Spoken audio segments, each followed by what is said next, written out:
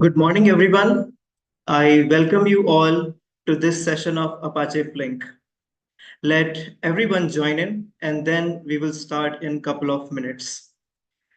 So, by the time everyone is joining in, I would request that you can share it with your friends, you can share it with your references so that they can get benefited out of this particular session.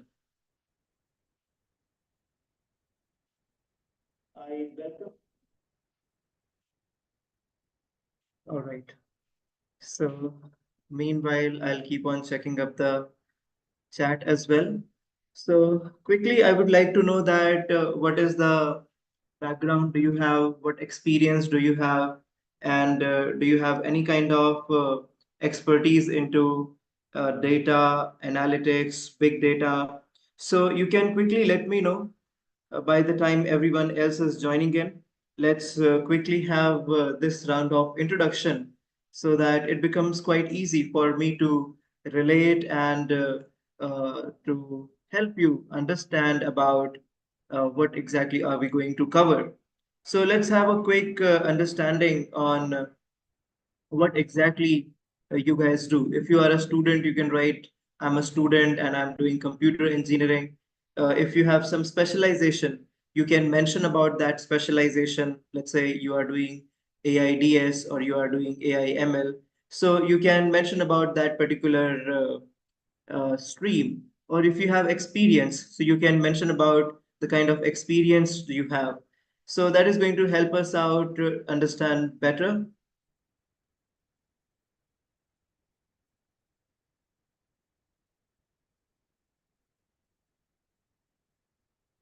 All right. Yes.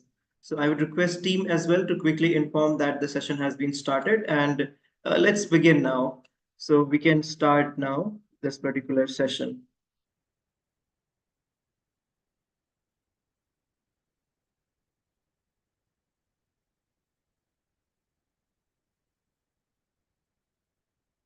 All right. So I have shared my screen. I hope you all are able to see my screen.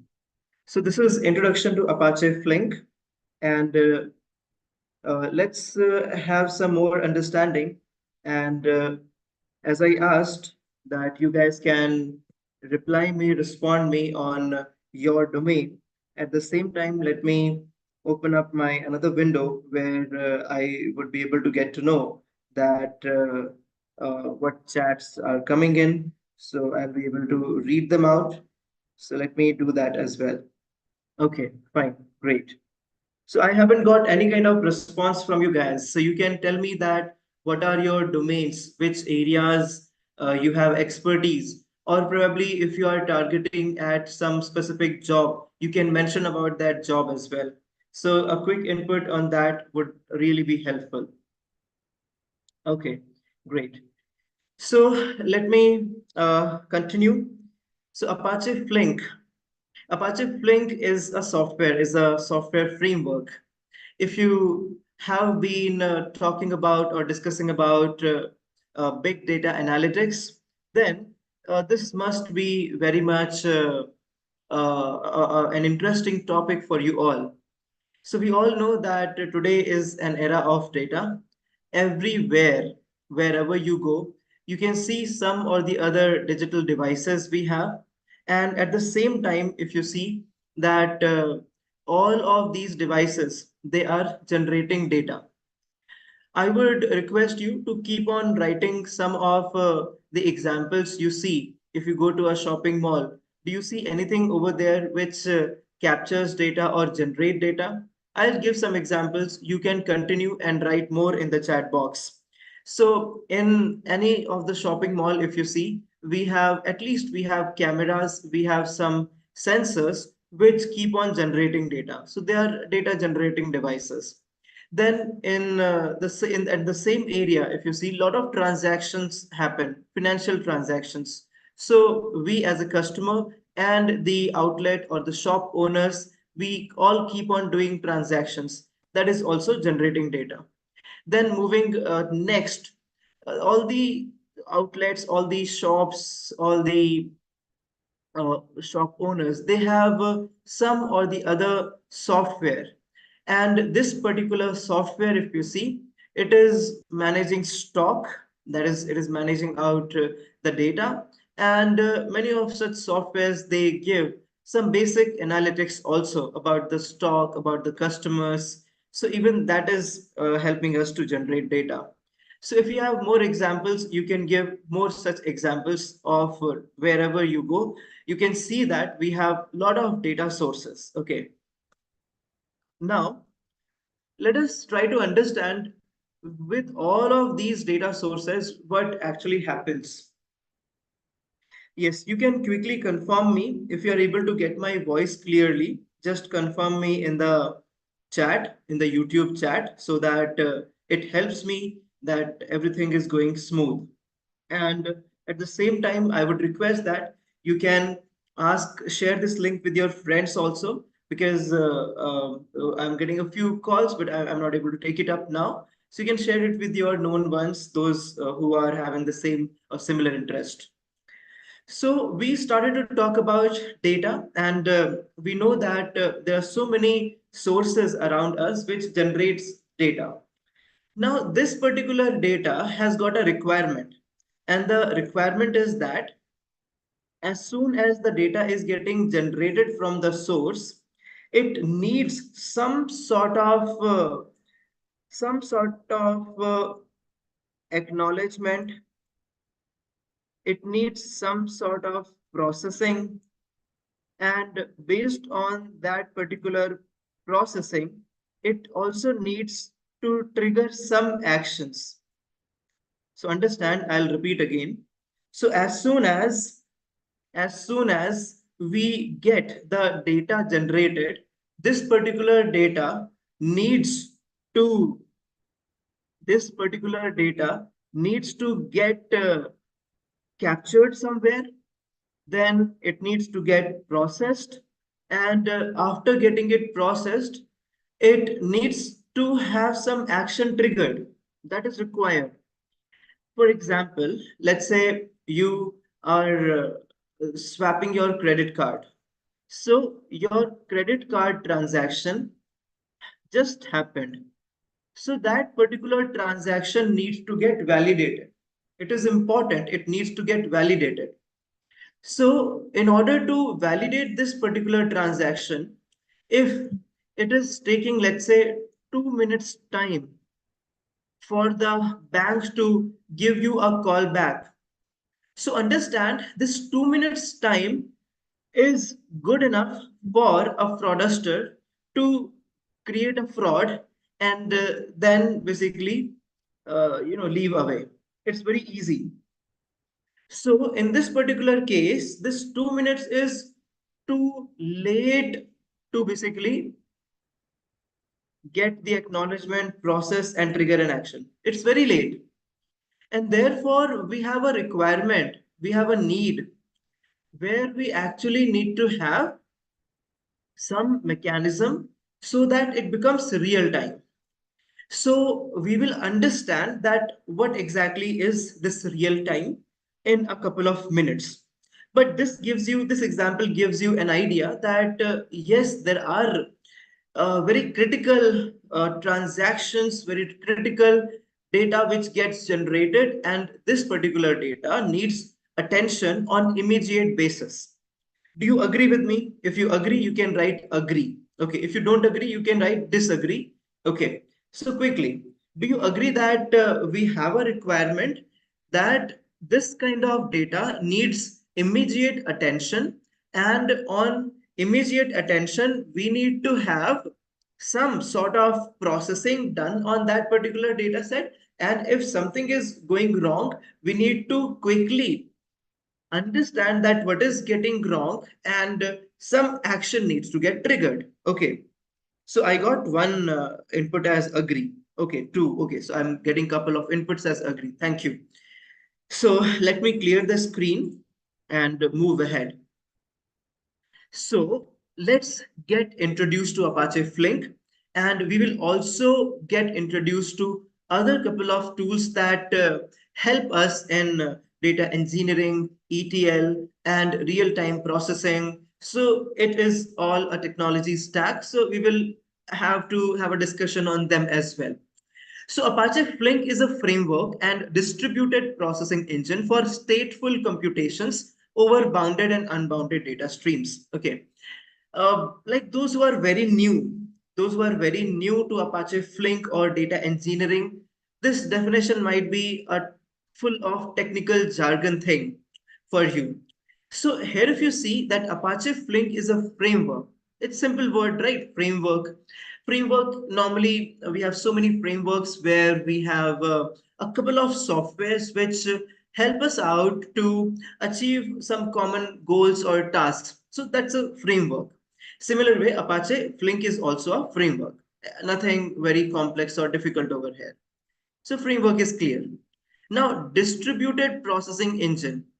Distributed processing engine. So this I'll explain you in very simple terms. Now, if we have let's say one CPU, and if we want to process something with the help of this one CPU, then what are we going to do? We are going to run a program through this particular CPU, and it is going to give us some output. This is what we are going to do.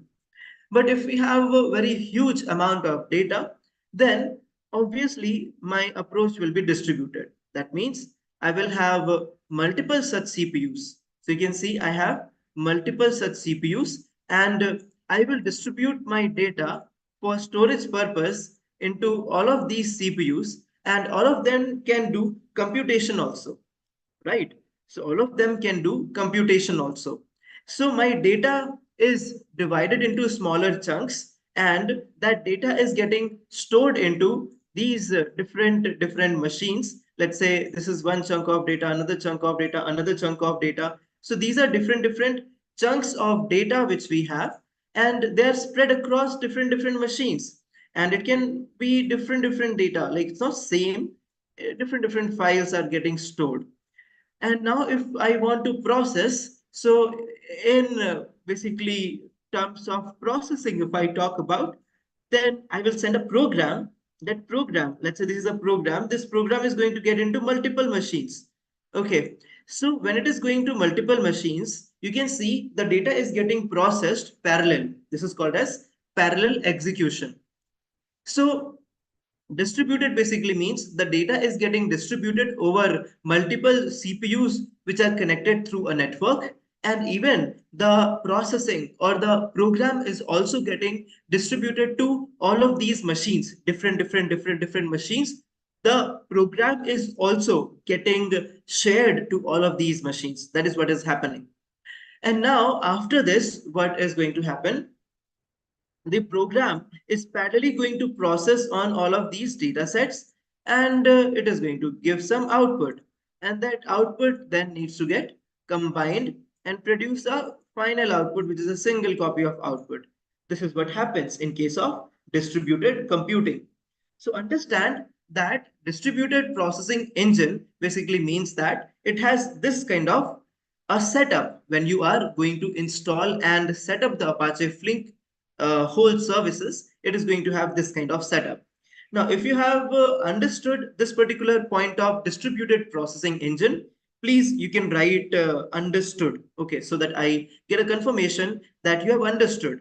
So we have covered so far Apache Flink is a framework. I have explained that framework basically means that it is having a set of services which help us to achieve some common goal, which we are going to understand in a couple of minutes. Then secondly, we have understood distributed processing engine as well. And I have explained that in distributed processing, we have a set of computers or servers which are connected through a network. It can be a cloud-based, it can be something you yourself can also do by having physical servers, okay, on-premises servers. Both ways it is possible.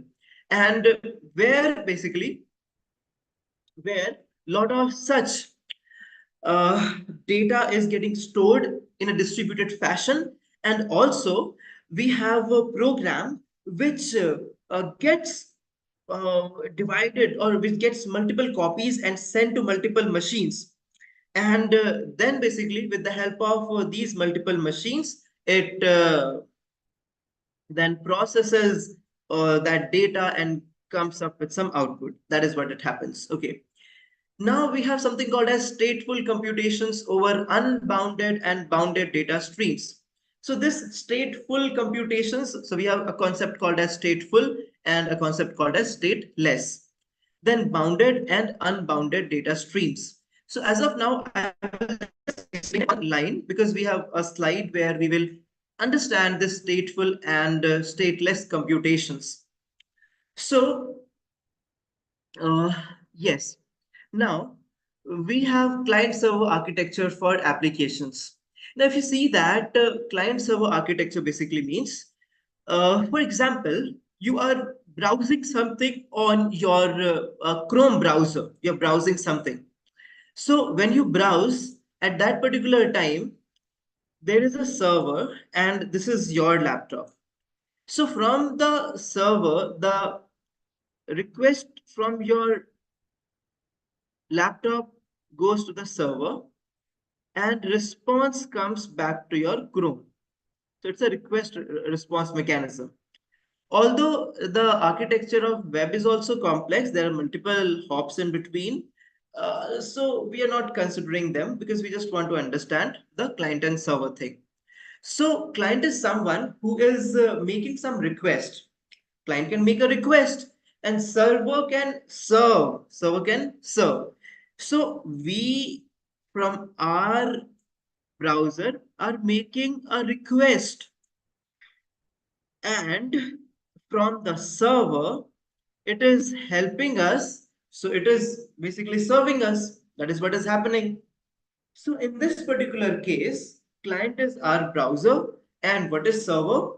Server is any server like google.com, so Google server, or apache.org, so Apache server, okay, or whatever. So we are indeedinspiring.com, so the server from GoDaddy or any other server which our team has basically set up at the backend. So they're going to give a response.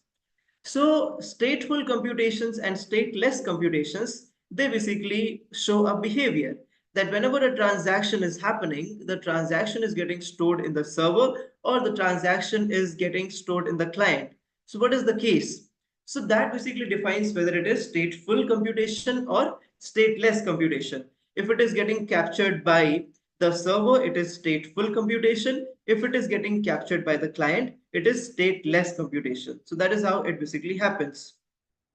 Now, moving further, we have bounded and unbounded. So in case of bounded, we know the start point and end point. In case of unbounded, we actually don't know what is the start point and what is the end point of that particular data stream.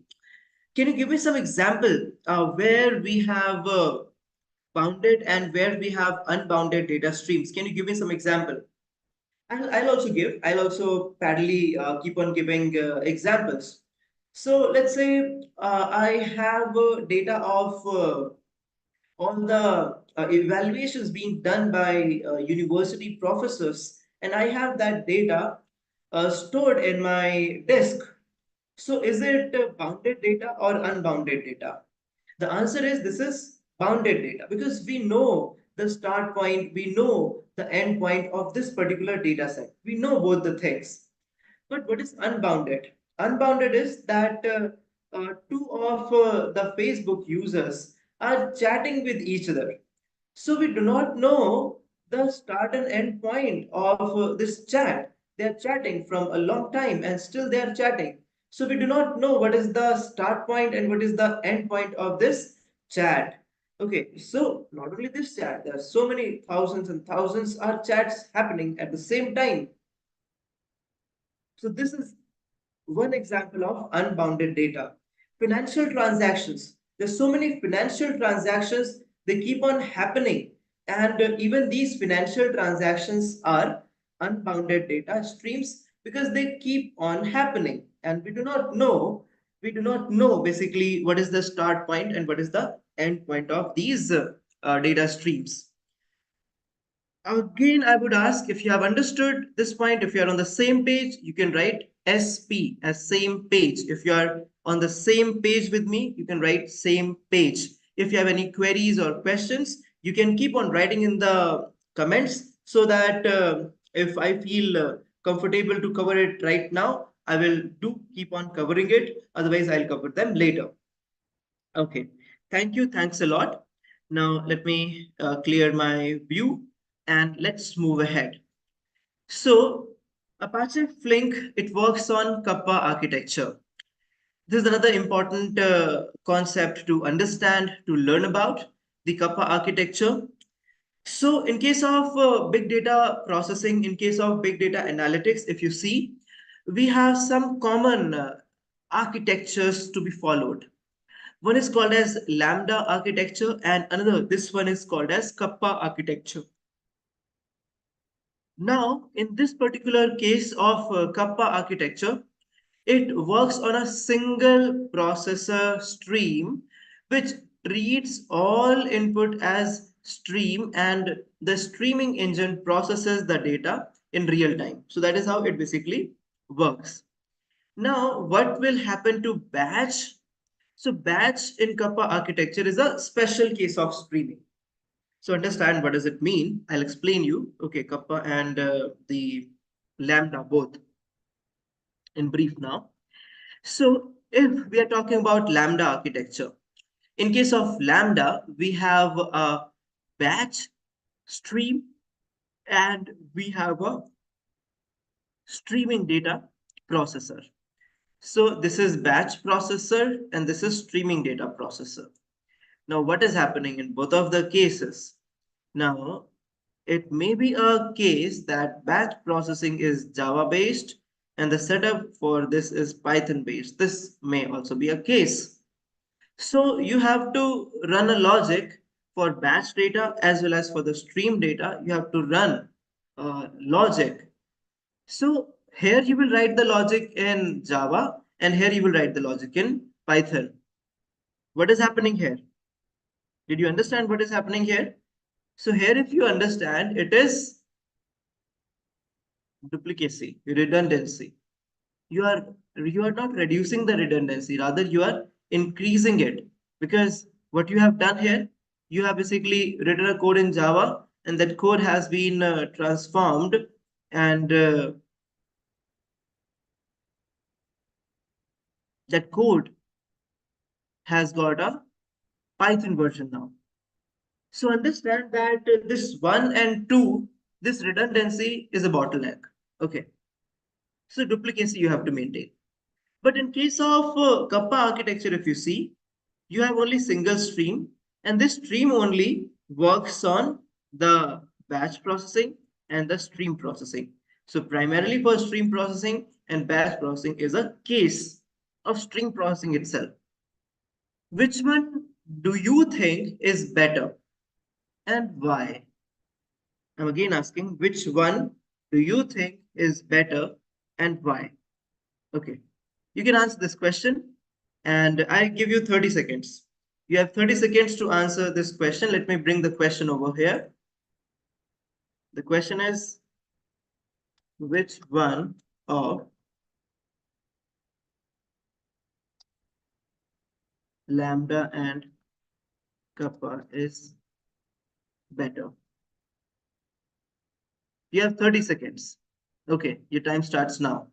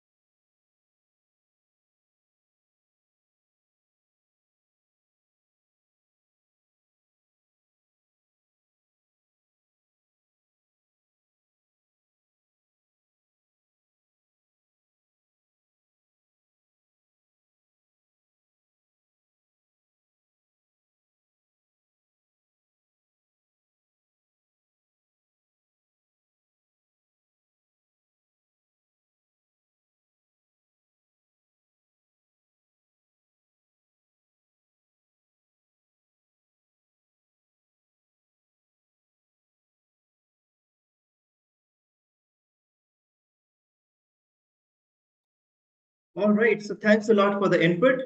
So the input which you have given, it is Kappa architecture. And even I would agree to you that it is Kappa architecture. So let us move ahead and try to understand more. Okay, so let me clear all the drawings.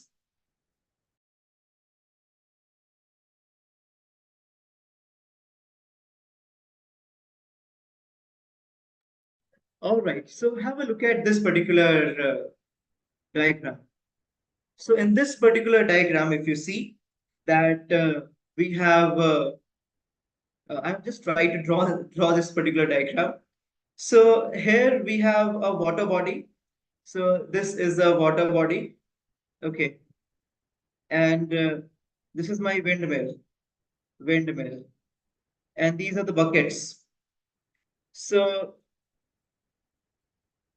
these particular buckets, they bring some water from the windmill and they put it into, this is my sink where I store the water. Okay. So how is it doing? Will you call this as batch processing or will you call it as stream processing? It's a question to you all. Will you call this particular thing as batch processing or will you call this as stream processing? What will you call? So you can see what is happening over here. Here basically it is one bucket having some water and putting it onto the sink.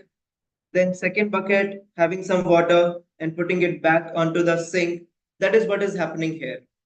So what will you call it as? This is a continuous flow of water, okay, which is called as streaming data we can relate it with, or it is batch processing. You can make a guess. Any guess you can make that will be helpful. What will you call it as? So if you see that this particular, exactly, yes.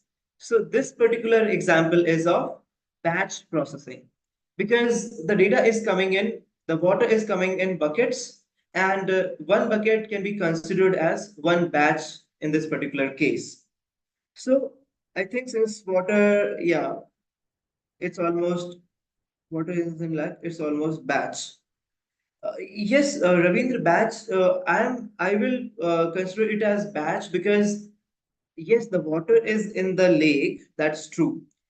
But the water from lake coming to the sink, the mechanism is it's not a pipeline. If it would have been a pipeline and we fit a motor on it, then I would have said, okay, it's a stream of water.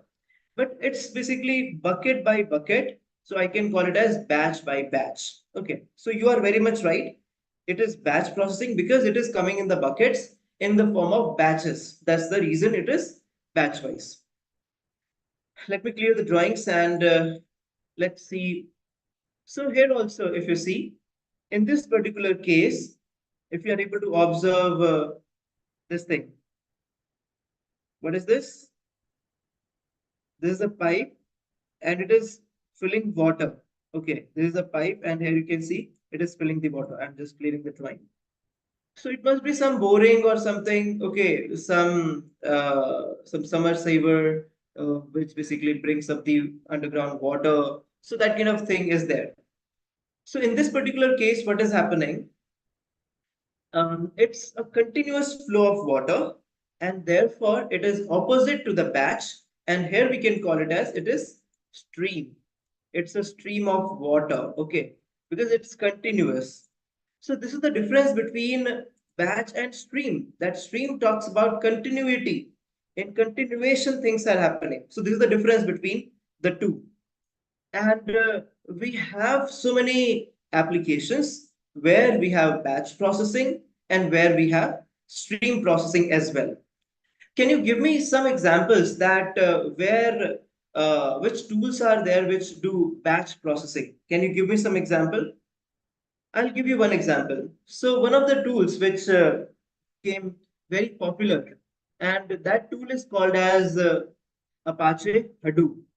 I hope those who are in computer IT studying or maybe passed out in a couple of years.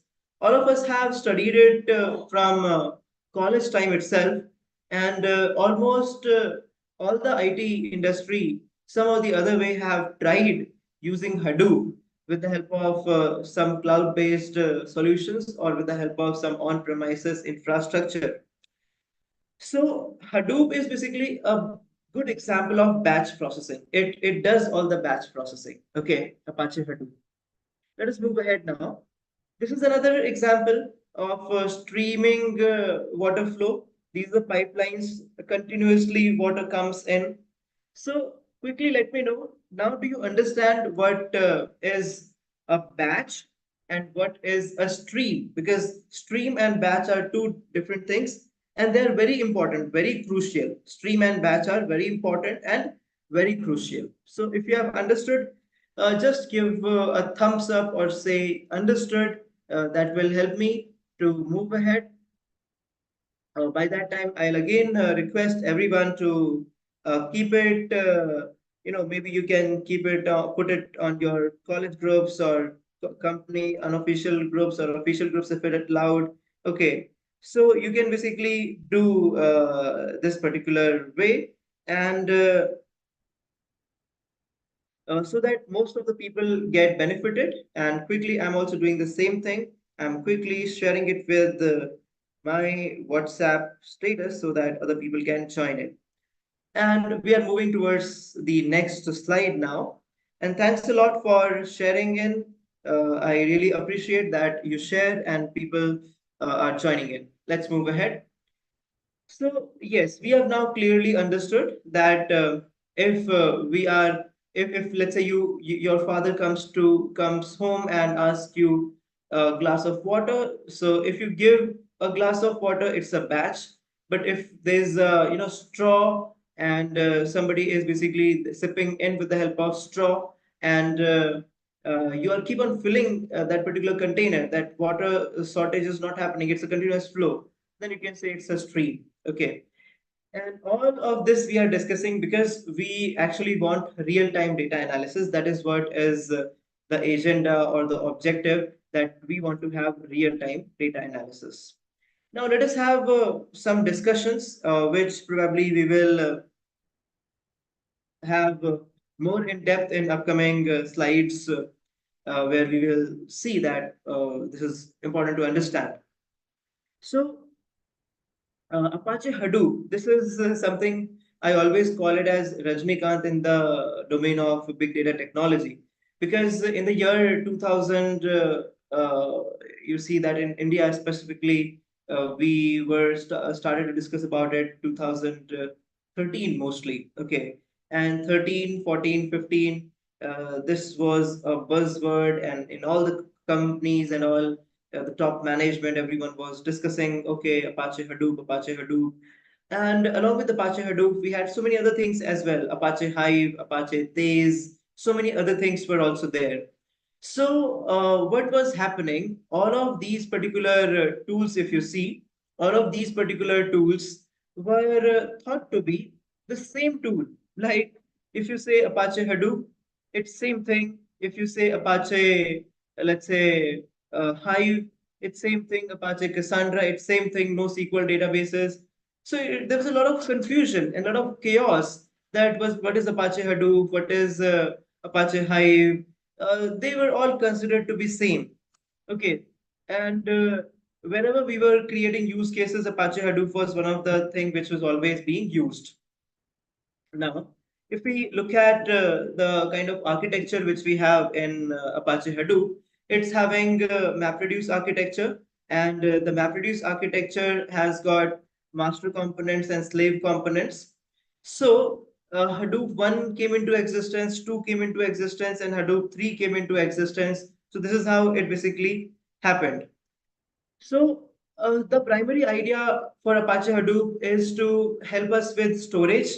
For storage, it has got HDFS, that is Hadoop Distributed File System, and for processing, it has got MapReduce. Then Hadoop 2.x and Hadoop 3.x, they allowed us to connect with other tools as well, like Apache Spark is there. You can connect it with Apache Spark, and you can work with Apache Spark as well. That is how you can work. So tell me, how many of you actually know about Apache Hadoop? Like, how many of you have ever explored Apache Hadoop or worked upon Apache Hadoop? Quick responses. How many of you know Apache Hadoop, MapReduce, HDFS? Hmm. Okay. So this Apache Hadoop is also a distributed framework, and it works for very large data sets. Even the data sets may be structured data sets, unstructured data sets, or it may be a semi-structured data set. It works with all. That is how it basically got introduced. And okay, that's great. MapReduce distribution. Okay, you have MapR. Okay, MapR distribution. Okay, so MapR basically they had their own flavor of Hadoop. They changed the name nodes architecture, but that's good. Okay. Now, why I'm bringing Apache Hadoop here? Like you might think, why Apache Hadoop in Apache Flink? Like, what is the use of discussion? The use is that Apache Hadoop is used for batch processing, and like the name node, the secondary name node, and resource manager, they are the master components. They handle and manage the slaves, that is data node and node manager. So when it comes for storage part, the name node actually helps, and when it comes to the processing part, then MapReduce with the help of resource manager and node manager, it basically works out. So here, if you see that something of this kind happens, here you can see we have data in the disk. Always the data resides in disk in Apache Hadoop. Whenever you need to process it, that data goes to the memory. And there are two phases. One phase is called as map phase. Another phase is called as reduce phase. So two phases are there. So I would request you can keep on asking me questions also, because then it will become more relevant to you. And if you think that speed is fast or speed is slow, you can keep on commenting. I can tweak the live sessions accordingly. And yes, have some coffee or juice or something along with you so that you don't get bored and keep on having a sip of it. Okay, all right. So now the data resides in the disk, and the disk is basically that HDFS, the whole of the composition of HDFS. We have different data nodes, where data nodes are the CPUs or the servers where data actually resides in this particular format of data block. Whenever the MapReduce starts, the first phase is map phase, where the data from the disk is taken to the memory, and here that map phase logic is being performed, and after that that data goes to the disk again. Okay, so that is the output basically. So whatever output comes, that output goes to the disk again. This output goes back to the memory when reduce phase starts, because the reducer also needs to process on that particular data set, and the reducer gives the final output. Okay, do you find any kind of challenge over here? Any kind of difficulty which may have because of the kind of mechanism which we have in Apache Hadoop for MapReduce processing?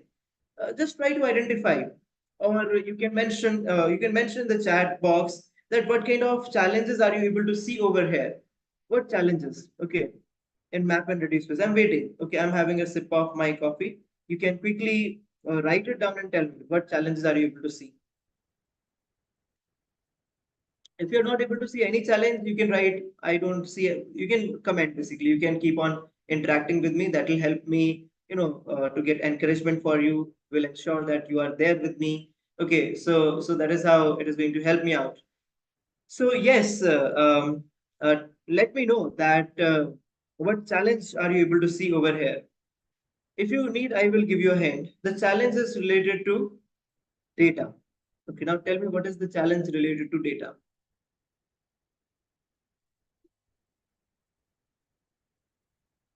Hmm. Okay, I'm waiting for the inputs. So understand, yes, correct. So understand what is the challenge? The challenge is that data is going from disk to memory, memory to disk, disk to memory, memory to disk. These IO operations are not good. They take a lot of time. Do you agree to this particular point? These IO operations, they themselves are going to take a lot of time. Why? Because already we have very huge amount of data. So if we have very huge amount of data, and then we are basically having these kind of IO operations, it is going to take a hell lot of time. And therefore, we need to have what? We need to have some other mechanism, obviously, improved mechanism. So IO operations, they are the bottleneck. So let's have Apache Spark. So one question in 30 seconds you have. What is Apache Spark?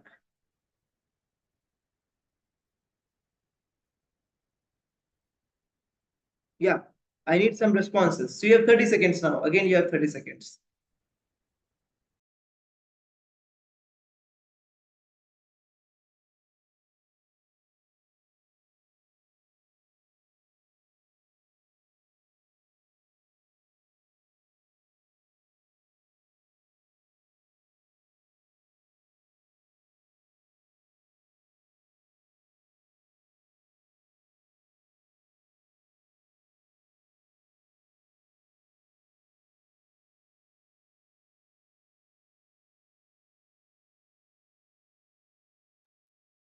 Yes, very good.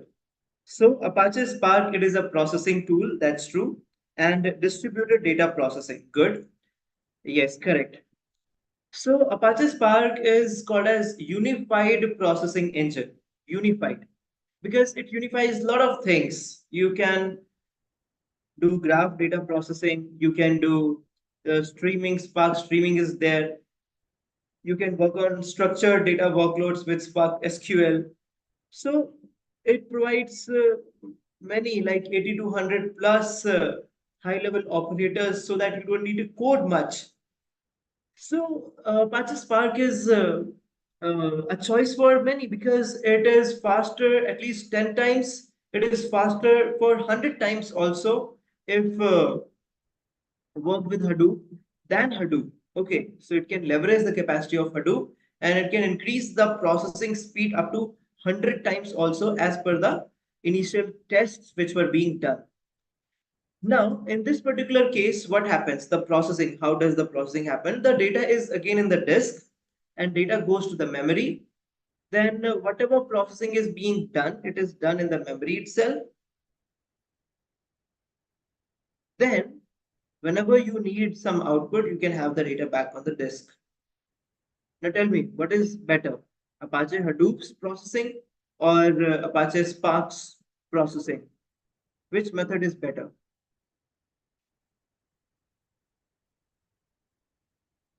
Yes, 30 seconds you have. Out of Apache Hadoop and Apache Spark, which one will you prefer? So by the time you are answering, let me make myself comfortable again. Hmm. So today I need to have coffee. Normally I don't have it because yesterday it was late night. We were working on something. Okay. So Raveen's input is Apache Spark. Vaishnavi's input is Apache Spark. Very good. Even I agree. Even I agree to this that Apache Spark is a better option because it is faster as compared to Apache Hadoop. Another question I have is, what do you think? Like, is it real-time analysis or is it batch processing in Apache Spark? For Apache Hadoop, I have told you it is batch processing only. For Apache Spark, is it batch processing or is it, yes, is it stream? Yes, waiting for the inputs. What do you think? What is it?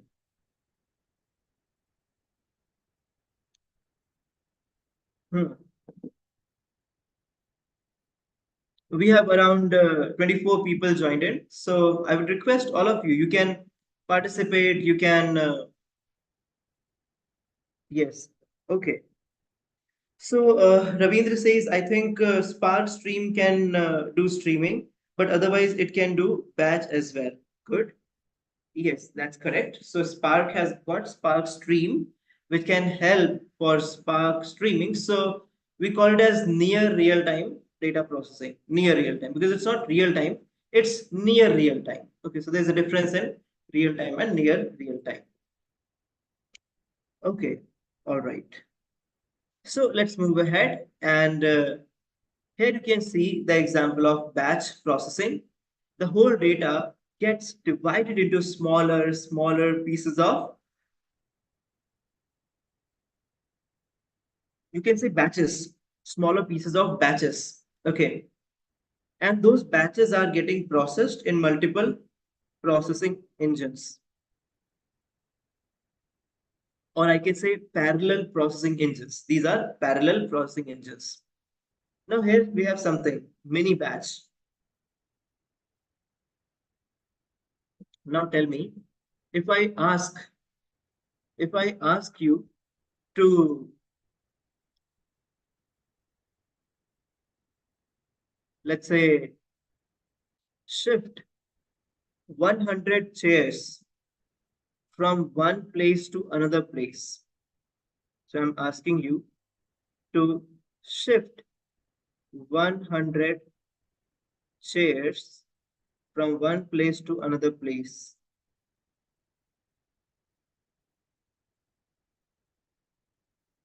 Okay. Now, there is one option to basically collect 20, 20, and this way 4 times. There is another option to collect just one at a time, one at a time, one at a time. Okay. So which one here is batch processing and which one here is mini batch processing? You see, this is the second example.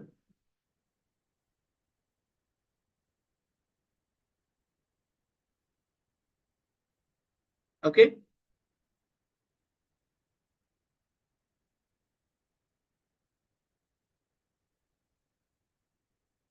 Yes.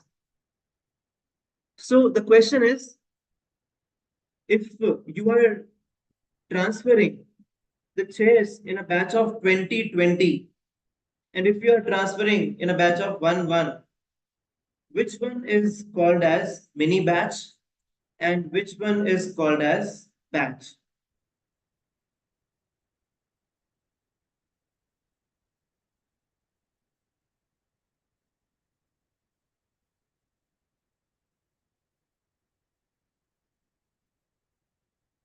Okay, very good. Yeah, 20 is batch and 1 may be mini batch. It's simple. Yeah, it's very simple. Nothing complex here. I just wanted to. Yeah, that's true. Okay, so 1 we can consider as mini batch. So some systems we have, they are having batch processing, and some systems which we have, they are having mini batch processing. Okay, we need to understand. Okay, mini batch processing. Now, some systems which are real time, there's no batches, they're real time. Okay, so all of these 3 systems we have.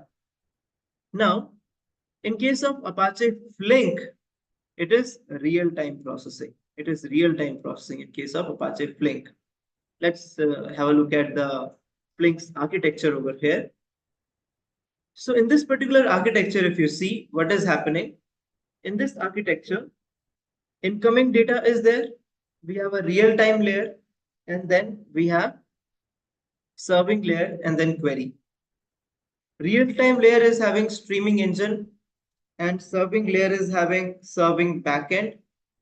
And then query is basically you can query upon that particular data. You can write some queries and get the insights out of that data, get the info out of that data that you can do. Okay. Now here if you see that incoming data, so incoming data is any kind of data which we have configured with the help of some connectors probably here, and that data comes to us. Now moving further, now the next thing is real-time layer, which is having streaming engine. So this layer is responsible for getting all the real-time data handled. And then we have a serving layer, serving backend layer. and then we have query. Let's see the whole ecosystem over here. So we have storage, deployment, engine, abstraction, and other libraries. So if you see that storage wise, we have multiple options. The options are we have files, we have local SDFS S3, we have databases, we have MongoDB, we have HBase, which are databases and NoSQL databases. We have streams, we have Kafka Stream, we have Flume, we have RabbitMQ. So these are the options for storages which we have from where we can connect and get the data. Deploy local JVM or cluster standalone or with yarn, and local JVM will also can be done. It is repeated. Then engine, Flink has got its own Flink's runtime, which acts as an engine, and abstraction dataset, that is batch processing API, and data stream, that is stream processing API.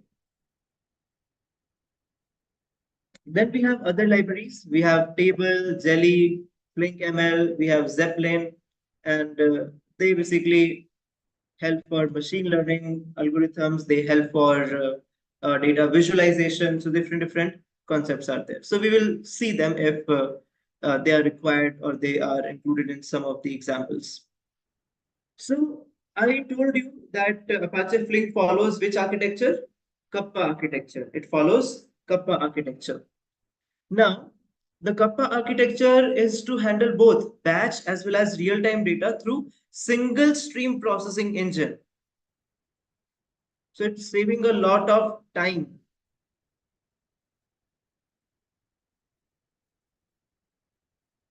So therefore, we have a Kappa architecture, and we take real-time data through a single stream processing engine, not basically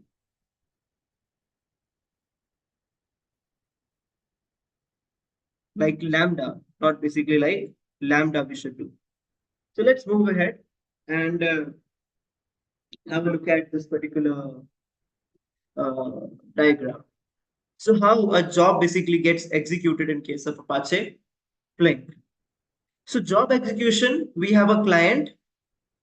So client is that service which gets the program, it compiles it, optimizes it, and then it submits it to the job manager. So Apache Flink has got job manager and task manager. So which architecture is this? Job manager and task manager. Which architecture is this? Is it master slave architecture? Is it peer to peer? Is it leader follower? What kind of architecture is it? So this is a question you can answer.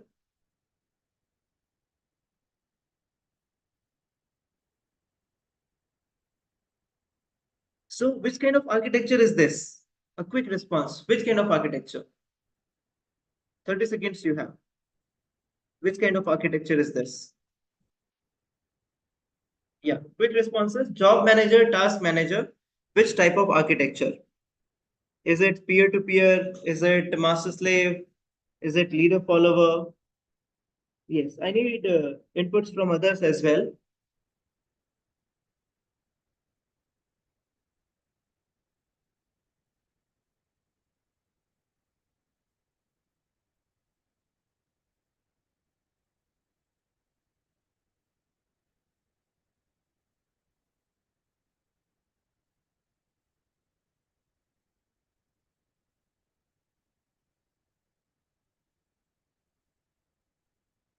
All right, so I have a response as master slave, and it is right response. It's right, it's correct. So this is master slave architecture, and many of the architectures, if you will explore, you will see that we have master slave architecture only. Yes, you all are correct. What you are writing is correct. It's master slave architecture only. So you can see job manager, it is responsible for scheduling and resource management. It deploys the task. Task manager is responsible for task execution and data exchange. That is the responsibility of task executor, task manager, task execution and data exchange. and whatever job is running, task manager, it sends status to the job manager. So this is the job execution architecture in Apache Flink. Now let's move ahead. Program, it is a piece of code which we run on the cluster. So here you can see the client initially handles the program, and client is responsible for taking the code that is program and constructing job data flow graph. So it constructs job data flow graph, then passing it to job manager. It also retrieves the job results. So the client, it basically retrieves the job result as well. It passes a particular program to job manager, because job manager is responsible to do the deploy send status task. Job manager, after receiving the job data flow graph from client, it is responsible for creating the execution graph, and it assigns job to the task managers in the cluster and supervises the execution of job. Okay. Task manager, I have already told you, it is responsible to execute all the tasks, and it runs all the tasks in separate slots as specified in the parallelism, and it is responsible to send the status to the job manager as well. Let's move ahead. Features. Okay. So this section is about to get over, and when this section will get over, I would really request you guys to take a snap of this particular session and put it into maybe whatever possible social media you can with the link, so that other people can also join in. So features of Apache Spark, Apache Flink. It has a streaming processor which can run both batch and stream programs. So understand, this is a good thing that it has got a processor. It can run both batch and stream, both the things. It can process data at a lightning fast speed, and the APIs are available for Java, Scala, and Python. Then it provides API for all the common operations, which is very easy for programmers to use.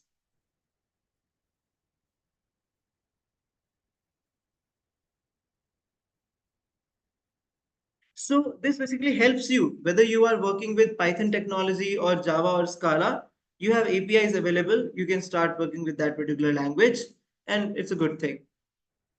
It processes data with low latency, nanoseconds, high throughput. Another advantage, it is fault tolerant. If a node or application or hardware fails, it basically does not affect the cluster. It can easily integrate with Apache Hadoop, Apache MapReduce, Apache Spark, and HBase, and other big data tools.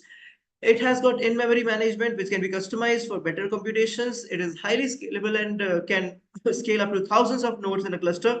Windowing is flexible in Apache Flink, provides graph processing, machine learning, complex event processing libraries. That's wonderful. So let's have a quick round of applause for all of you, and let's have a 1 minute break now, and then we will move ahead and we'll try to do some setup, some practicals also. Okay, so 1 minute break for all of you. In this break, please take screenshots, please share it with your friends, and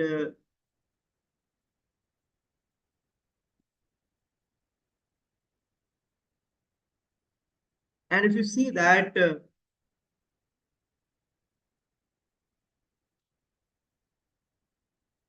if you compare it with Apache Spark, it has got all of those things: graph processing, machine learning, complex event processing, which Spark is also not having. So I think this convinces us to go for Apache Flink. Okay, this convinces us. Okay.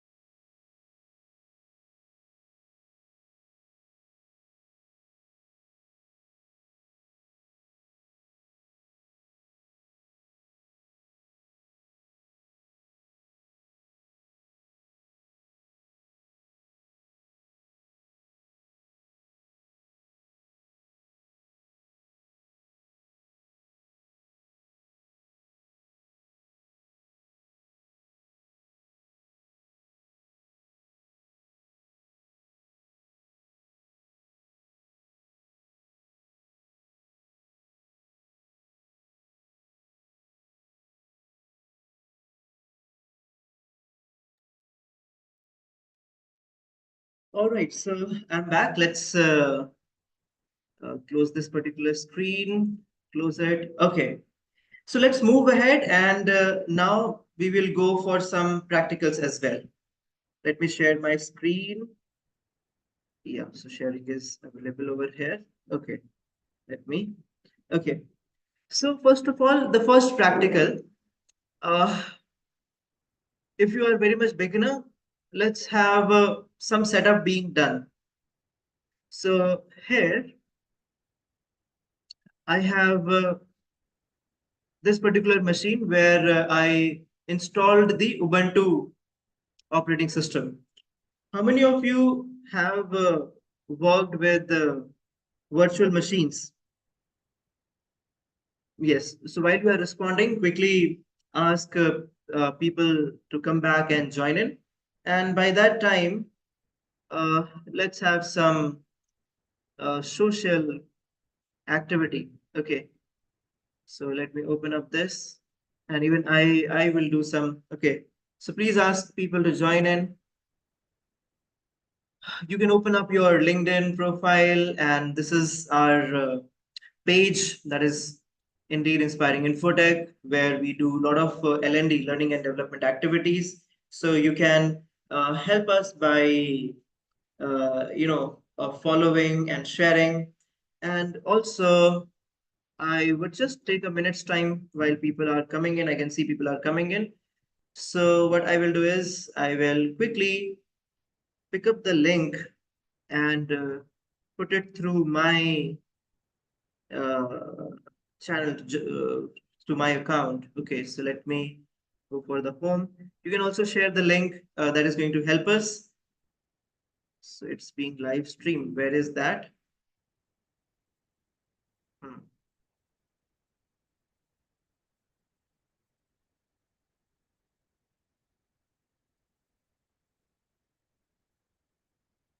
Just a second. Let me stop the share. So from where? Your custom live. So I'll get the link, and with that particular link, yes. So here is the link. So let me share. So yeah, quickly please ask people to, yeah. Okay, it's done now. I've copied the link. Okay, so this is something different. Close this up. Okay,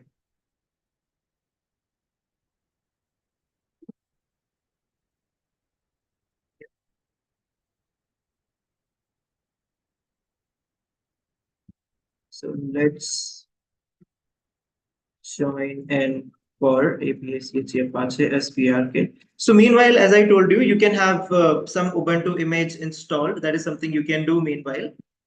Okay, session. Okay, and hashtag Apache Apache S. It's not Spark, it's Flink. So let me make it a change, Flink. So you can also do this way. Okay, and you can tag us. So this one, indeed inspiring info tag. You can tag us over here. If you want, you can tag me as well. Okay, so I'm tagging myself, and then you can just post it so that people get to know about this in your network. Okay, so let's come back. So as I told you, I have already installed this Apache Flink on my virtual machine. An old approach, but let's explore this. Let me power on this particular machine. You are running this virtual machine with side channel mitigations enabled. Side channel mitigations provide enhanced security. Okay, you just click on OK. VMware is a bit heavy and it takes a bit of time. So meanwhile, it is getting opened up. Let's walk through this document. So for Flink, what we actually need, you can have Ubuntu is basically mostly used for a lot of educational purposes, a lot of organizational purposes to create use cases and all. And it has been loved for past many years. And therefore, I thought, why not to choose this one? So what do we actually need? So we have a requirement of the platform, which I already shown you. This is the platform which we have. I have created a user which is named as Indeed Inspiring. Let me click on it, close this thing, and the password I have put as Indeed Inspiring only. So INDEEDINSPIRING. Okay, enter. So yes, so I'm logged in here. Yes, you can do that. Ravindra, you can work on Mac as well. Okay. So this is a fresh installation. Just before this session got started, I this particular setup. Let me click on next. Okay, the screen got blanked out. No problem. Yes. So first thing is we require the platform, and in this Apache Flink installation on, we'll install, okay, that we'll see which one to install. Okay, from the website we will download. So configure and set up the platform. Yes, that we will do. Install Java. Java is something which we need to install initially. So let me go back. Okay, so it's blackout. Let's wait for a couple of seconds. Let me do it full screen. Yes, so you can work on maybe Ubuntu, you can work on the CentOS. So I have been working a lot on CentOS. I loved it, but since the CentOS is stopping the further releases, and therefore I also thought to continue with Ubuntu. What happened? Let me just check.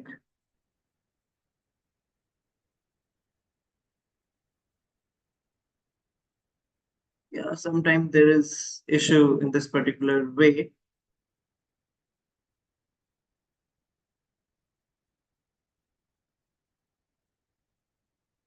Let me check with the task manager. Sometimes it consumes a lot of memory, and that gives an issue. Okay. 80% memory is being consumed. Fine.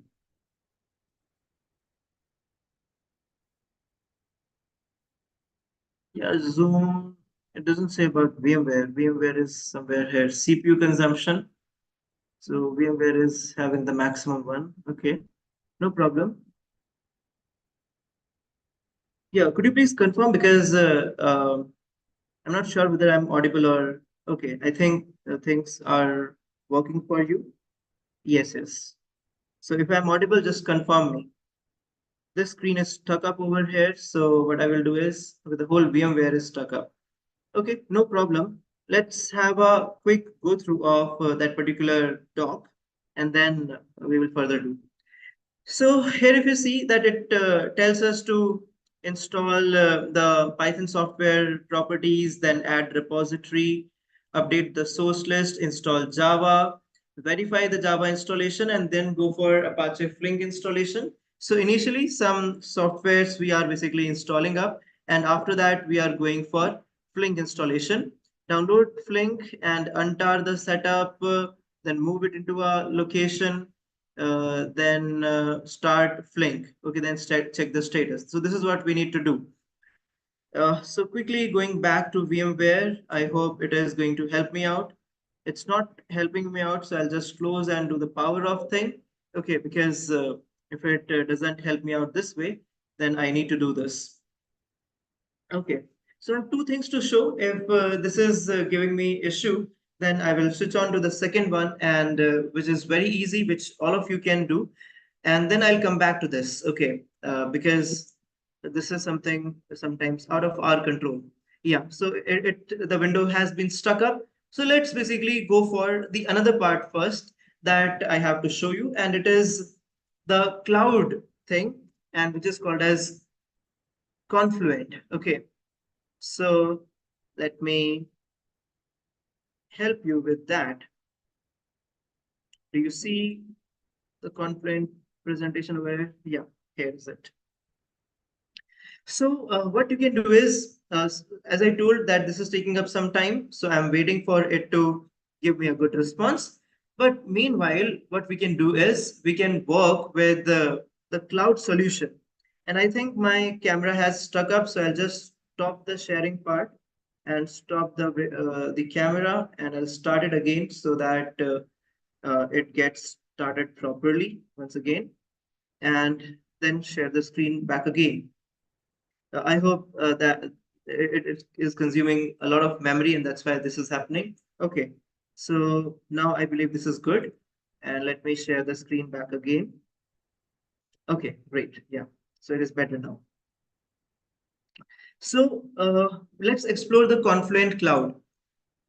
We can have a free account created. Free means with some credits on the Confluent, where you can sign in with GitHub or sign in with Google. So here, confluent.io. If you search Confluent, you will get this particular page where you can create your account, a new account, and you will get $300 to start working with. And once you log in, you need to set up all the details and also your credit card or debit card. So credit card, I basically had set up over there, and then you get a credit. Once you work with your free credits, it's good. And after that, if it really requires, you can basically work, you can pay and go on the pay model, or you can have a new fresh account created just for practice purpose. That's your choice how you want to do it. So this is basically the Confluent homepage once you create the account, and where you have home, environment, data portal. Okay, so let us see it live. So let me open up a window, which is private window, Confluent, Confluent, login, and here you see that it will take us to the login window. So Confluent helps with Kafka and Flink, and if you have any other mechanism to work with the Confluent, you can actually go back and go to basically this particular, like if you have some on-premises, you can migrate it to Confluent. That is also you can do. If you have something with maybe Postgre and you want to, do the migration to Kafka and Flink, you can do that way. So you have to click on sign in with Google. So this is private window, so nothing is going to happen over here. So let me do it here, where already I have logged in. So Confluent, yeah, so Confluent Cloud. So this first link you have to click, confluent.io. And here you can create a account, or you can click on login and then create an account. Yes, you can follow with me this particular thing. So here you can see it's bringing up, yeah, so sign in with Google. And after this, it will ask a couple of questions. You can fill that up. So I'm doing it with my personal Gmail account, and I'm agreeing. I'm clicking on continue. Hereafter, it is going to ask for certain things. So I'll just type in over here. Yes, it's India. Yes, India. And email me about, as of now, I'm not going to go for that. Yes, so this is the easiest way to run Kafka uh, because it gives all the managed services over here. Okay, so here you can see, okay, it has taken us to the home page, but it is asking certain more things. How much familiar are you with Kafka? So I can say I have, yes, a couple of years of experience, and you can click on here to learn. Have you data ready to connect with? No, I'm interested in sample data. You can click on what is your primary use case with Confluent Cloud. So here I'll choose the option as uh, real-time data warehousing. Next. So the cluster name will be cluster 0 by default, and here you can see create your first cluster. Cluster hold your data and enable you to process and analyze streaming data in real time. Let's create your first basic cluster starting $0 per hour for the first ECKU, and $0 per hour thereafter with the stream governance essentials. So this package is included. So let's click on continue, and you can see that it is getting yes saved. So here you have to basically put the card details, add payment method to avoid service disruption. But you can skip this part. So click on skip. So it will skip this particular part. And here you can see. So even that's a choice whether you want to uh, write the payment details or not. It is giving us a choice, which is good thing. Now, let's have exploration to this Confluent cloud. A new way to discover and access your data on Confluent. Use data portal. So it has got a data portal to discover and access all your streaming data. You can browse and discover available topics. So topics are something where your data gets collected. So it's a logical entity where physically your data comes in. So request access to topics of interest. So you can read from the topics. So topics are something, for example, if we have a topic called as entertainment. So there are 10 people who are talking about entertainment. So we will capture all of their data into a topic named as entertainment.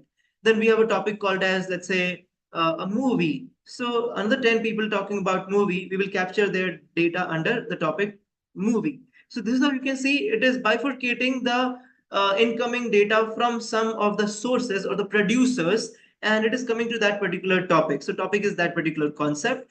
And then once the data is coming to that particular topic, what we can do is we can request access to that particular topic. And requesting access basically means that we can read data from that particular topic, and this data read can be from the beginning or from real time. So that is how we can do. Okay. So request access to topics of interest. So we can read data from, and finally, with data access privileges in place, start building applications and pipelines. Okay, just give me a minute.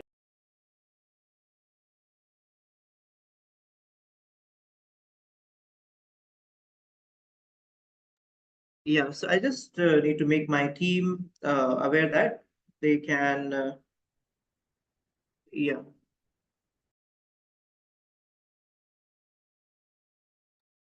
So yes, so let's basically go for the data portal, view data portal part. So here you can see there is no topics for this environment. Add topic for the environment. Okay, default in order to explore this, its data. You can use this page to browse. Let me first help you to walk through this. So this is home or the dashboard. So here cluster 0 is already created, cluster underscore 0. What next you can do? Next, you can go for build an event-driven application. That is something you can do. Then what else can you do? Integrate with your data sources. So you can choose what exactly which thing you can do. I was telling you will get $300, but here you can see it's giving you $400 in the free trial. That's wonderful. Then you can explore certain other things as well. Explore Confluent Cloud. Okay. So what is better, I think, to explore is explore it with the interactive demo first so that we can understand it more. So once again, I am saying that this is Confluent Cloud, which gives us services for Apache Kafka, Apache Flink, which are distributed frameworks for real-time data processing. And the use cases are wherever streaming data is there. So streaming data comes from a lot of sensors. Sensors are being put in almost all different industries for safety purposes, for data gathering purposes. If you see, all the vehicles today have got sensors. All the large buildings, public buildings have got sensors. All the, even in agriculture field, we have sensors. Environmental sites, we have sensors. So manufacturing, we have sensors. Healthcare, we have sensors to be used over there. So if you see that the application here is everywhere. It's not something which is just specific to a particular or specific domain. It is everywhere. So this is an important, a key area which we need to understand. So let us have this interactive demo and try to understand the use case, that how can we make use of Confluent Cloud. So let me click on explore our interactive demo, and in this particular demo, let us try to understand how does it work. So here you can see this demo environment is ready. It is getting loaded up with some information of topic. Topic I have already explained to you. Topic is basically a logical entity where data for that particular topic will get stored. So topic can be n number of topics, and data from different producers will come to that particular topic. Now, welcome to the Confluent Cloud Demo environment. Velocity is a ride-sharing application. So like we have Uber, Ola, or similar applications, very similar way, we have an application which is named as Velocity. Okay, so Velocity is ride-sharing application. I hope this is understood.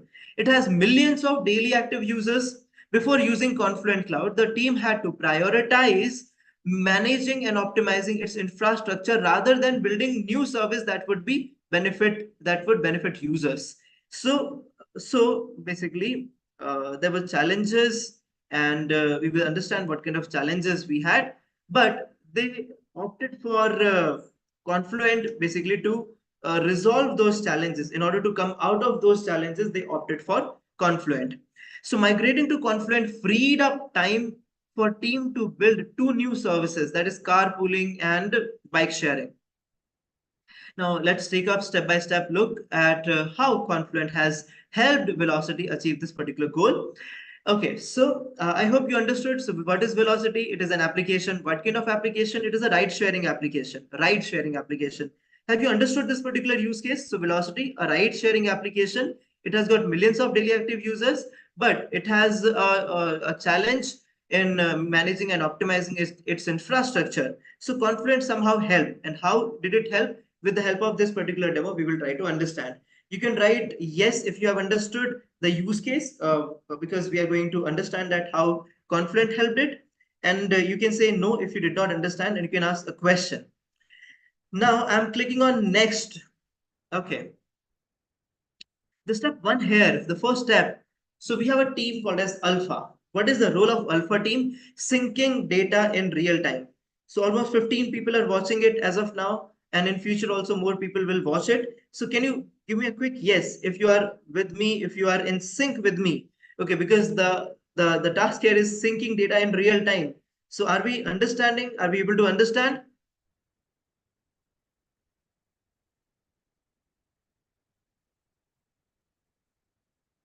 Yeah, so quick responses. Okay. So this syncing data in real time, what is happening here? Team Alpha uses PostgreSQL database to manage driver and rider interactions. Okay. Yeah. Meanwhile, yes. So I'm waiting for the response. Let's get a response and then we can continue, move ahead. So let me have some water by that particular time.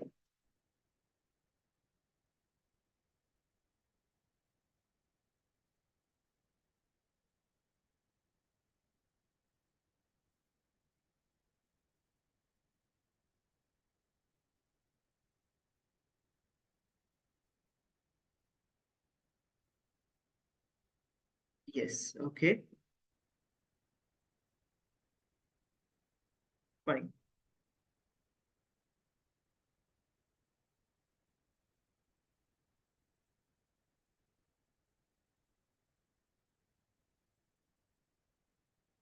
Yeah. So this particular use case, the first step is syncing data in real time. So Team Alpha uses a PostgreSQL database to manage driver and rider interactions. Okay.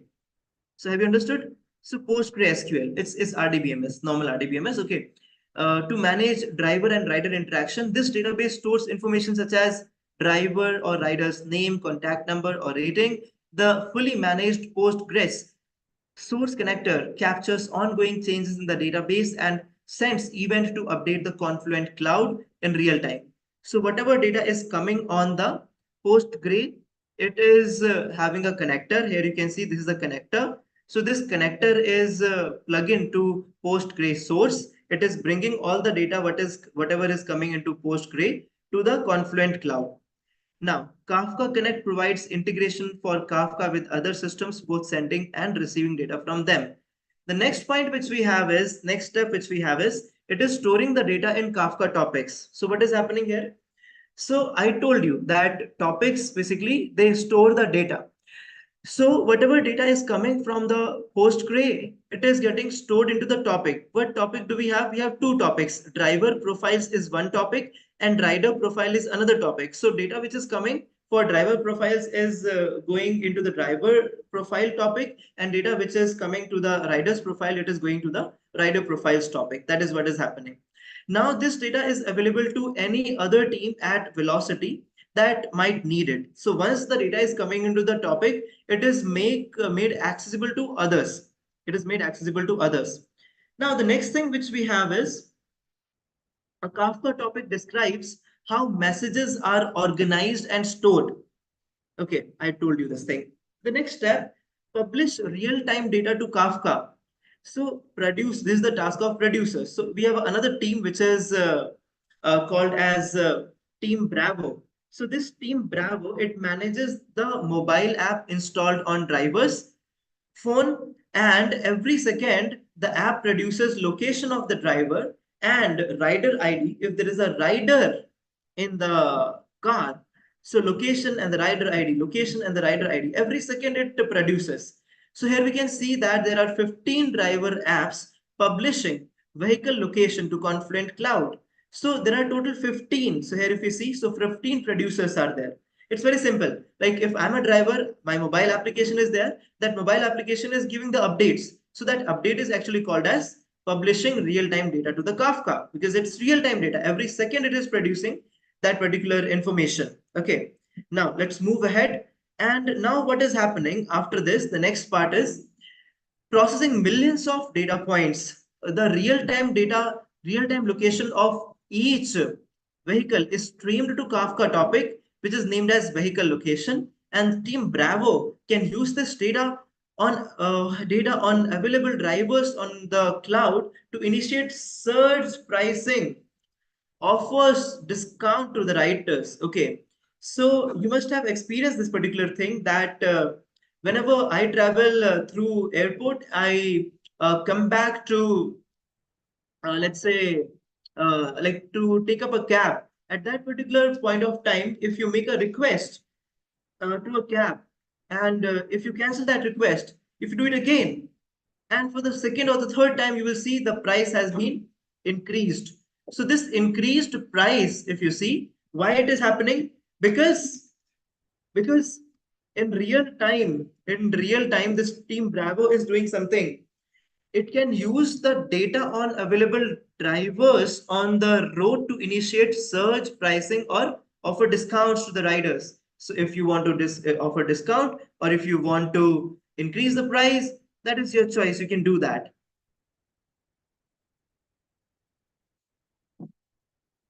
Moving ahead, what next can be done? Now, in this particular use case, the next thing is processing and enrichment of data in real time. So Team Charlie is responsible for creating and uploading the fleet map that shows the live location of each vehicle. The map is continuously refreshed to show available drivers closest to the each rider, as well as driver's estimated time of arrival, rating, and price. So this is Team Charlie's work. Next is Team Charlie also consume multiple data streams owned by other teams to create a fleet map. By using Confluent Stream Processor KSQLDB, Team Charlie is able to combine the data. Now this is important. So Team Charlie is able to combine the data for driver profiles, rider profiles, vehicle locations. So if you see, all that data is now combined, which was coming from different producers, and vehicle locations as well. So topics to create a new data stream. So it is altogether creating a new data stream, and it is named as driver, rider, vehicle location. So new data stream is now named as driver, rider, vehicle location. A new data uh, uh, stream is created. So this data stream is then used to create and update the fleet map. Are you getting? So it was different piece of information. So ultimately it basically created a single stream out of it. Okay, that is what it does. So here you can see.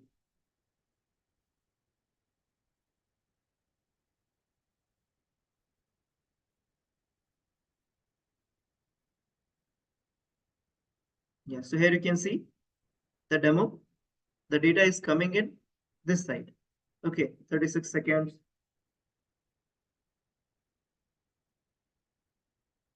So data is coming in 1 minute ago. Okay.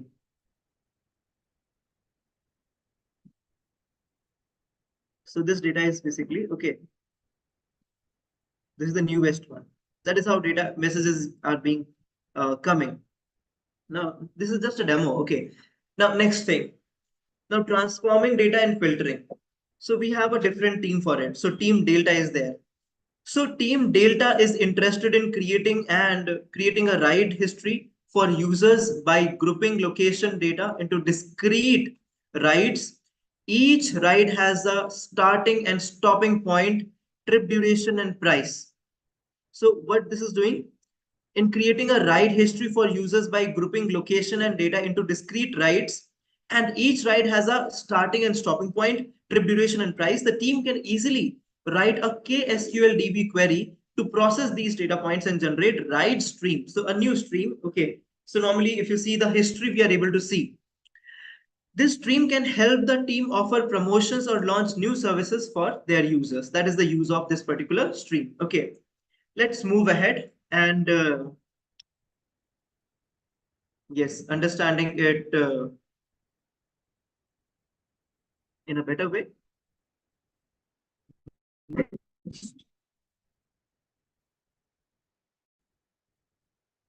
So breaking data silos. Now, this is the next team's work.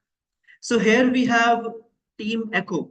This team uses Snowflake. Here, Snowflake, if you this comes from data warehousing. Okay, we have Snowflake or Star Schema. Okay, so to perform further data analysis on the data to see how whether patterns impact ride quality.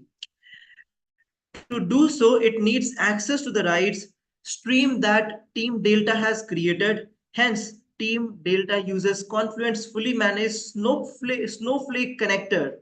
So you can see fully managed Snowflake connector is also there to stream enriched data to Team's Echo's data warehouse. Okay, so they basically do the further analysis, and now this is done. So if you see that the whole use case of online riding company which gives the ride service from one location to another is being done. Sir, as I'm student, what fill in company? You can fill your college name. You can fill your college name. Okay, that will be good. So you can click on keep exploring. So you can keep on exploring these particular things, the whole chart over here. Okay, so stream one, see all the streams over here. Okay, so see all the streams. Fine. So, or if you want to download, you can export it and download it as well. Fine. Now let me click on exit the demo. So I'm exiting the demo now. Then further, let me help you with more. Uh, Now let's do one more thing. I'll just click on the player, and with the help of player, let me open up the virtual machine. They must be under document, under virtual machines, Flink, and open. Yeah. Take ownership. Okay, still stuck up. No problem. So we have a lot of things to explore. I think this is this VM is not responding. So I have this particular machine, so we cannot work with that. All right. So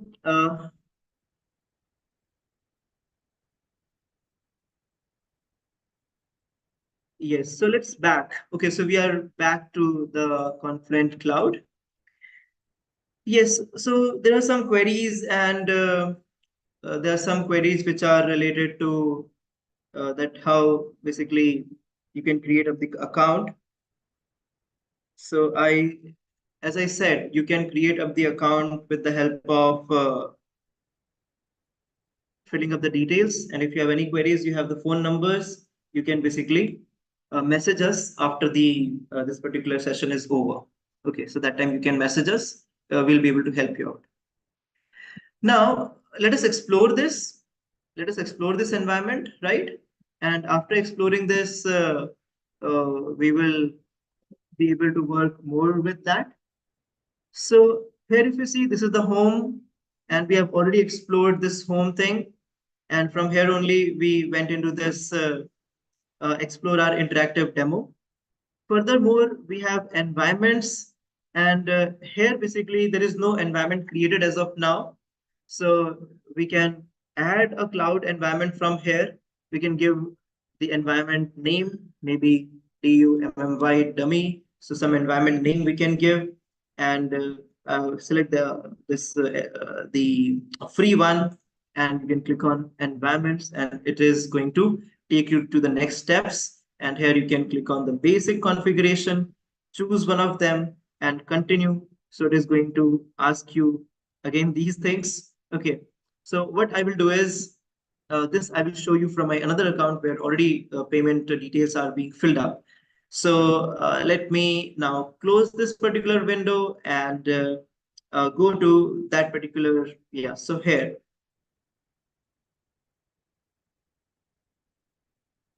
So Confluent Cloud. So this is another account which I already have. And here I can basically have, yes, sign in with Google, and with our Indeed account, we will basically work.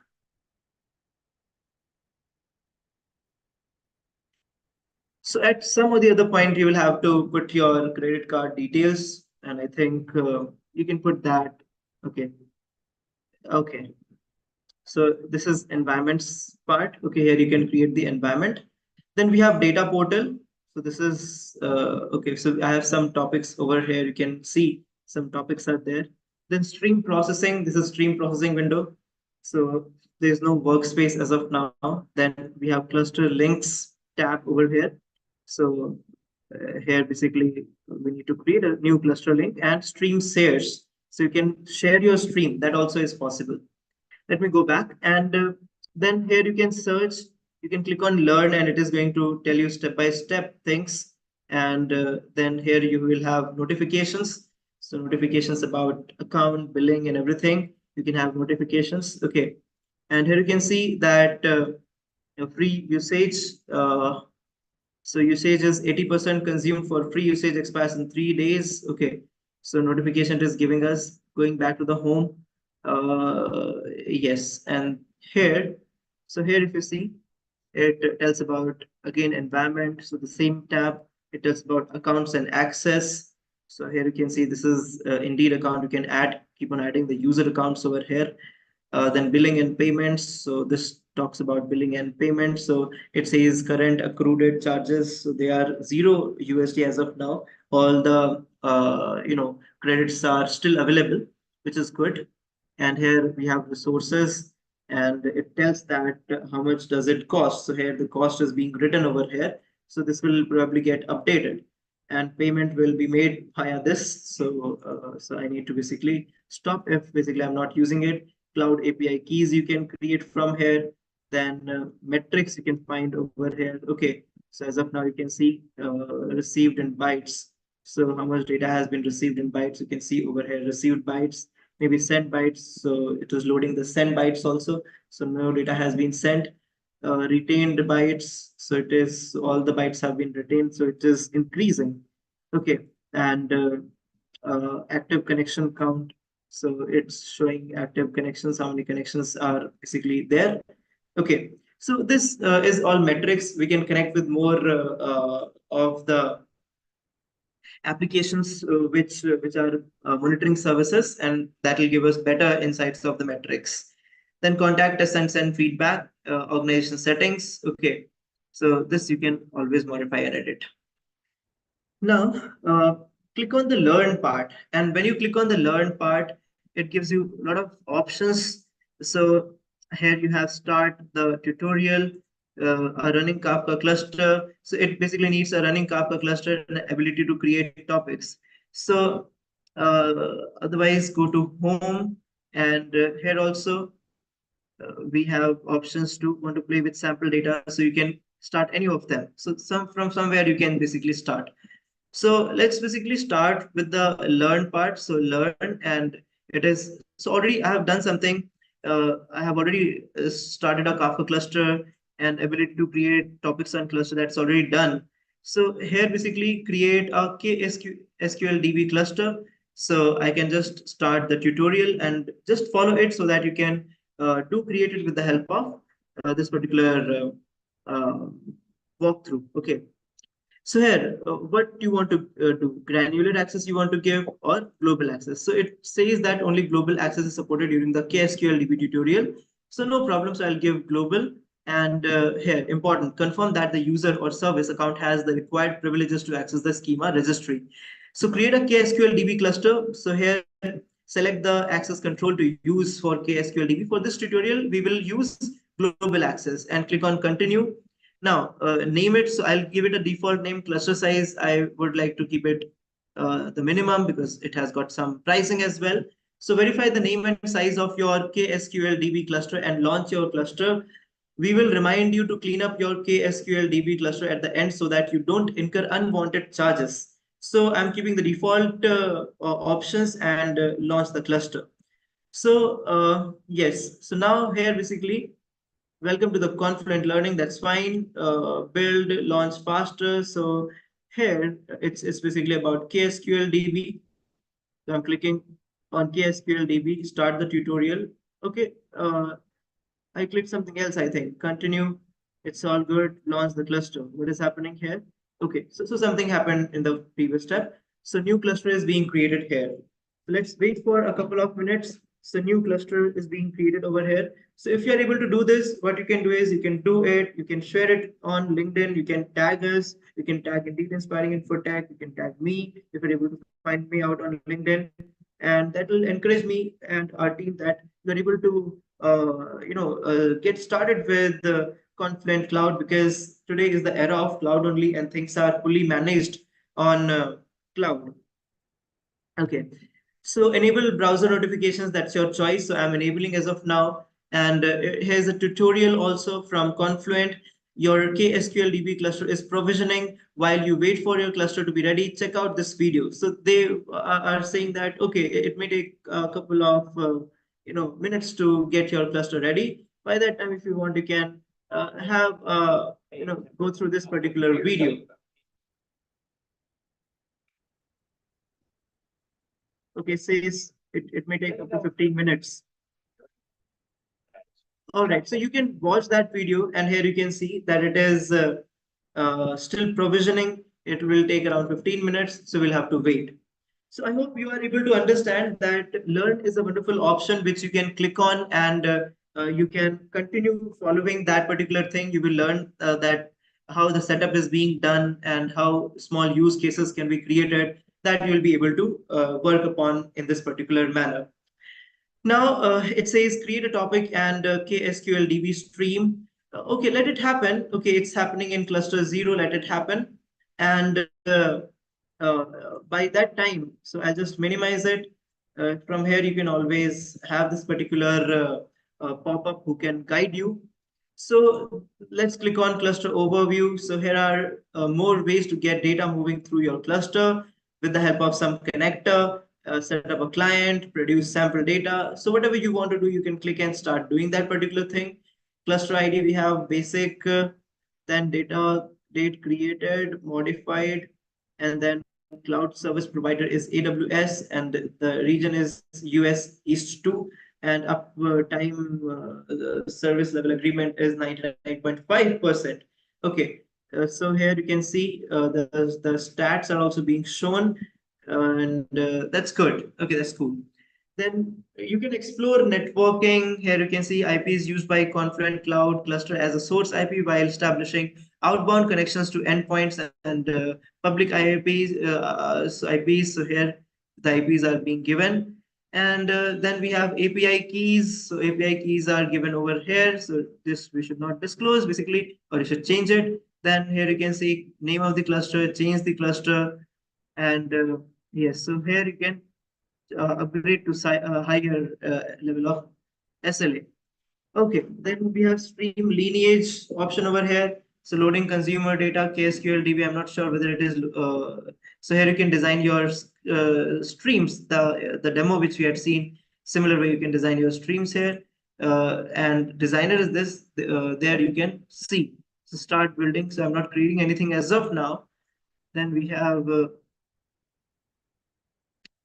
yes, so topics, so two topics you can see we have here. KSQL DB, that is database we have here.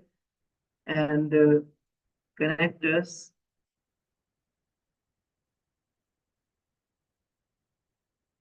So here if we see that these are the connectors, data gen source connected, which is running from where 730 bytes per second of data we are receiving. Also one task is being running from that. And other connectors are there, Amazon S3 sync, Snowflake sync, Elastic service sync. So other connectors are also there. Then clients, I don't think I had created. So, okay, one is created, producer client has been created. Okay. So this is a quick walkthrough of this, and let's go back to the yes, uh, here. So now in this particular case, what's happening? So it's still provisioning. It's still taking some time. So let it take some time. There's no problem. I'll go back to home. Okay. And now also if you see, so it basically will take up some time. Here it has written 6 minutes left, and after that only it is going to happen. So have that much of patience. There is no challenge or problem in that. Okay, so meanwhile it is working upon, it is creating it. What else can we do?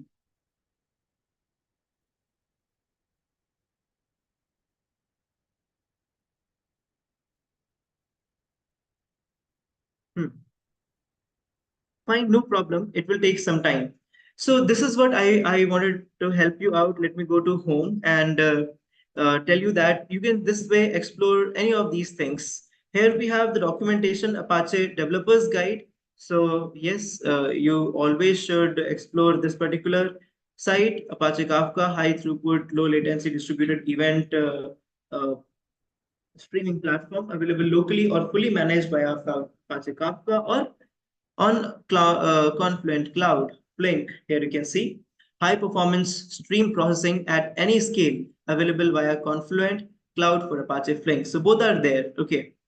So what does Kafka do? Just have a read of it. Okay. Have go through, build apps, build pipelines, operate.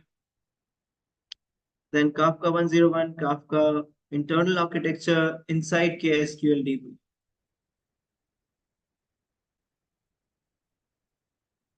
Okay, fine. So this you can explore surely, and using this you can work upon your use cases. Okay, let's get back. So want to play with some sample data. So already something is being happening at our so orders data launch.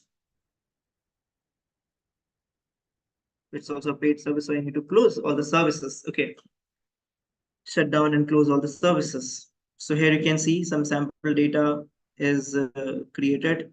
The connector is being provisioned. So connector is being provisioned over here.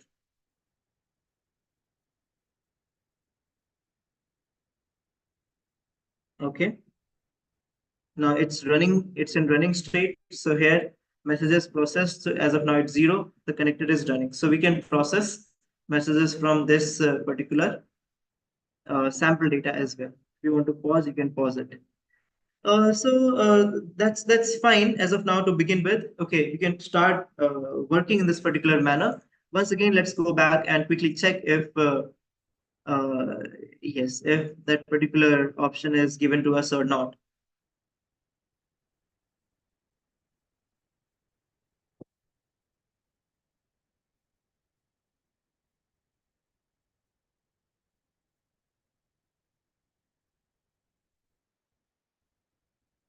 Fine.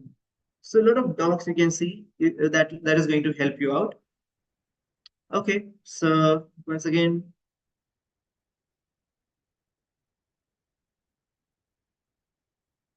yes.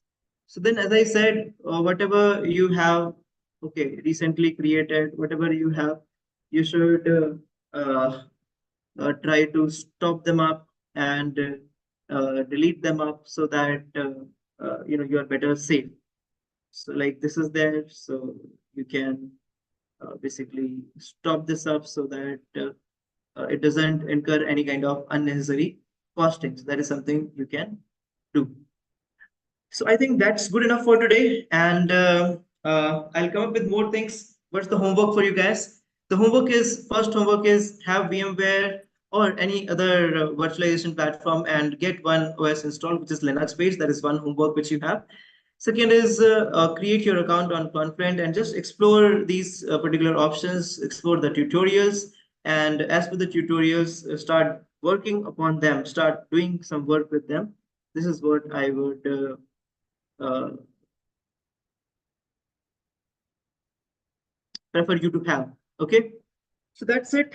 And thank you very much for being a wonderful audience. And do watch it again. Wherever you have doubts, please do write comments. What next do you would you like to see? As I promised that we will have some practicals also. So this much you can do. Next, we will have more practicals on this cloud platform as well as on locally on virtual machine. I'll show you the installation and setup also, running some demo applications which are already present in Apache Flink's tar file.